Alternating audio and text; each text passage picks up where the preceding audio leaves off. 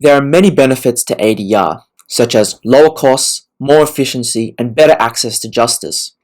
However, ADR is not appropriate for every situation. For example, if an employee fears violence, intimidation, or sexual harassment, then legal action may be more necessary. Importantly, for ADR to work, the employee and the employer must both be willing to participate. Where this is not the case, then legal action may be more necessary. ADR may also not be suitable where the subject matter of the dispute is of a public interest. In this scenario, a court judgment would be more suitable to set a precedent. What are the circumstances in which you've seen ADR be successful and not so successful? Yeah, that's also a good question. I think for the most part, again, in employment disputes, and I'm a huge fan of ADR, and well, I think it's often, a lot of people often think that barristers, particularly people at the bar, are mainly focused on just going to court. And yeah, going to court's fun and it's great and I love it, and that's the reason why I'm at the bar. As the old saying goes, you don't go to the bar to not go to court, but you nevertheless have to do right by your client. You also need to try and resolve disputes and get the best outcome for your client. And that realistically, and for a lot of cases, and for quite frankly, for the majority of cases, that's settling it out and making sure that everybody can live with whatever the dispute is and how it's resolved. And that's sorted out through ADR.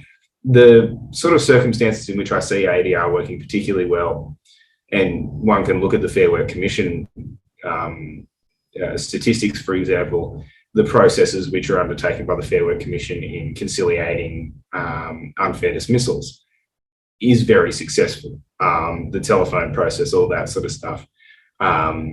Although, and plenty of people have said this, so it's not a controversial statement, although doing it on the phone has its own criticisms and there's concerns about that as to in the timeframes they've got.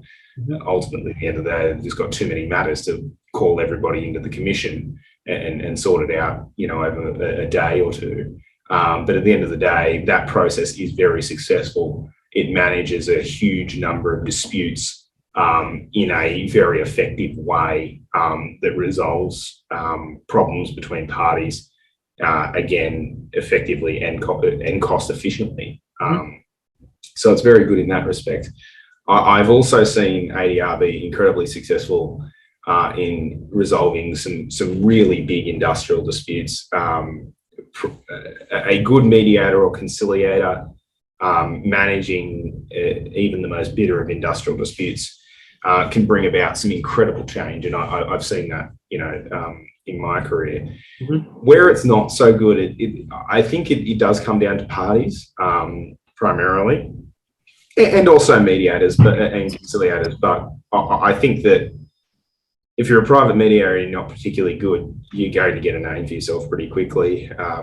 The Fair Work Commission, again, is an institution that's been around long enough to allocate tribunal members to certain industries so they know them. So you rarely do you have problems with tribunal members not understanding what's going on or what have you. But I found that if I could, excuse me, just define it down to one area that's probably not the best for ADR, and the ones that I've had the most difficulty with, it's probably, I do a fair bit of work as an applicant barrister for, unfortunately, usually women affected by sexual harassment in the workplace.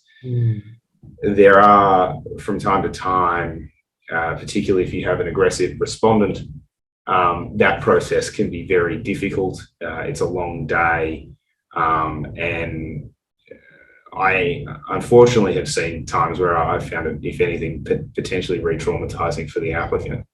That process of having to meet and face a person who has harassed them in a way, and they may be affected by that in a significant way. And then if they've got, and I respect the fact that obviously that an advocate needs to be an advocate for their client, but particularly if there's an aggressive respondent and an aggressive respondent's lawyer, there have been times where I've thought this is not, this probably wasn't the best idea. And this is stepping outside of the employment sphere, but there's plenty of writing on that in respect of, and I know the dispute centre writes a bit on this as well, about it in the criminal law space and restorative justice and things like that. And you could only really have success in those areas if the participants are willing to acknowledge damage and hurt. And really, if you're in the environment, you're right about that sort of personal aspect. Something so personal as to have been sexually harassed, you've made an allegation that person sexually harassed you. That can be obviously very confronting and perhaps one of the worst, if not the worst, trauma in your life. And then you've got to face the person they're denying it. Yeah, definitely. Very trying to minimize your trauma, that can be very hard. Yeah, definitely. In what circumstances have you seen ADR been successful, and in what circumstances have you seen it not being so successful? My view is that conciliation or ADR can only really be successful if both parties want it to be successful. Okay. If one of the parties doesn't want it to be successful and wants a litigated outcome, well, then conciliation and arbitration simply cannot work. As I sort of explained earlier, the Australian Industrial Relations framework imposes conciliation and ADR on the parties. So sometimes you get litigants who don't necessarily understand that front part of the process, that conciliation ADR process. They don't understand that well, and so what happens is they think that they have to struggle through that process and try and resolve that process through ADR, rather than sort of being honest about the fact that they want a litigated outcome. Yeah. And so that tends to frustrate arbitration, conciliation, and ADR, because you get into a situation where one of the parties doesn't genuinely want to be there, and then they're sort of throwing obstacles and they're obfuscating and they're intentionally delaying or not actively participating in that ADR in the spirit of what that ADR demands. Yeah. So that tends to, from my experience, that tends to be the single greatest reason why ADR tends to fall over, when one of the two parties doesn't really want to be there. Right. And they want instead a definitive outcome. Yeah. They want a judgment that they can hold up and say, right, I've got a piece of paper from, this tribunal member that says that I'm right and you're wrong. Yeah. That tends to be a bit of a problem. Alternatively, other areas where ADR fails tends to be things like time. Obviously, the more time you've got, the more time you have to be able to talk to the other side. The larger the prospect is that you'll find some kind of outcome. Again, the circumstance of the dispute, so the nature of the dispute in question, can often dictate the success or failure of an ADR process. And I'll give you an example of what I'm talking about. Two disputants, one of which has greater economic power than the other one. So in other words, one has the capacity to either deal with the matter in ADR, or at the end of the day, if ADR fails, no problem, we'll have it litigated. So they've got their legal team ready to go. They've got their barristers, and their silks, and their law firm, and that's all, they're ready to go. And on the other side of the table, you've got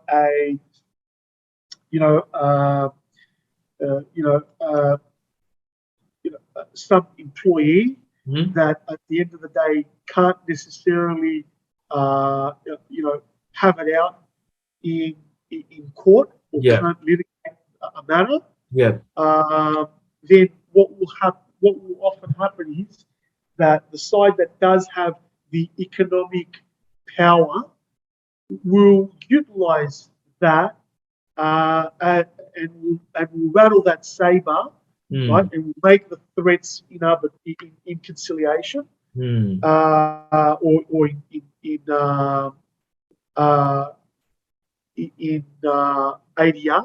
Will Mhm. make the threats of, look, we're offering you this Yeah. through the ADR process. If you don't take this, well, that's fine. We'll we'll can the ADR Yeah. and we'll go to litigation, Yeah. right?